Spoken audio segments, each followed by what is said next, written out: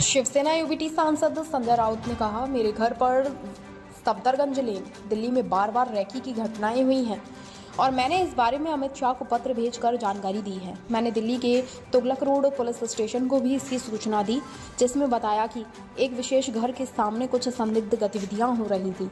मेरे दिल्ली में सफदरजंग लेन की घर की भी रेकी बार बार होती रही है और मैंने इस बारे में अमित शाह को एक खत लिखकर बताया है। तुगलक रोड पुलिस थाना है दिल्ली में, उनको बताया है कि एक कोई बहुत ही रहस्यमय तरीके से हमारे घर के सामने कुछ चल रहा है। हाँ, तो ये मैंने बताया है। सामना के बाहर भी रेकी होती है बार बार। ये हमें पता चला कि सामना जहाँ मैं बैठता हूँ, सामना कार्यालय न्यूज़पेपर, उनके ऊपर भी रेकी चल रही है। यहाँ जहाँ मैं रहता हूँ भांडुप में, वहाँ भी रेकी होती है। आप लोगों ने भी सुबह देखा है। लेकिन नरेंद्र मोदी, अमित शाह और देवेंद्र फडणवीस चाहते हैं कि जो हमारे खिलाफ आवाज़ उठाएगा उनका आवाज़ हम बंद कर देंगे। इस तरह से हमको ईडी में डाल दिया, हमको जेल में डाल दिया, हमारा आवाज़ थमा नहीं। हमारे जैसे बहुत से लोग हैं, लेकिन अब इस तरह से अगर कोई हमारा आवाज़ बंद करना चाहते हैं, वो भी उनको मुमकिन नहीं है, नामुमकिन है। मैं बताना चाहता हूँ, हमने हमारी सुरक्षा व्यवस्था ये सरकार आने के बाद पूरी तरह से हटा दी है। पूरे राज्य की कानून व्यवस्था खतरे में है।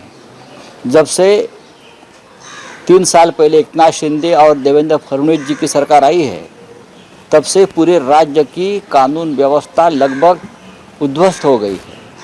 आप जाइए भीड़ में क्या हो गया। जो सरकार में बैठे हैं उनके समर्थन से हत्या हो रही है और लोग सरकार में बैठे हैं। भीड़ में देखिए, परभणी में देखिए, मुंबई में बाबा सिद्दीकी जैसे नेता की हत्या हो गई।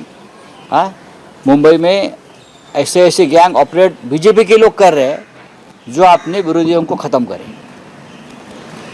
मैं बोल सकता हूँ, मैं नाम ले सकता हूँ, लेकिन पुलिस की जान चल रही है इसलिए मैं नाम नहीं लूँगा। हम जो बोलते हैं, हम जो काम करते हैं पार्लियामेंट में या बाहर, वो इसलिए करते हैं कि जो देश की साख है, लोकतंत्र है, वो बचना चाहिए।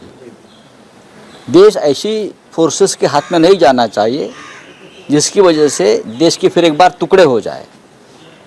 इसलिए हमारे जैसे लोग हैं पूरे देश में, वो इस प्रकार से हमेशा संघर्ष करते आए हैं और करते रहेंगे।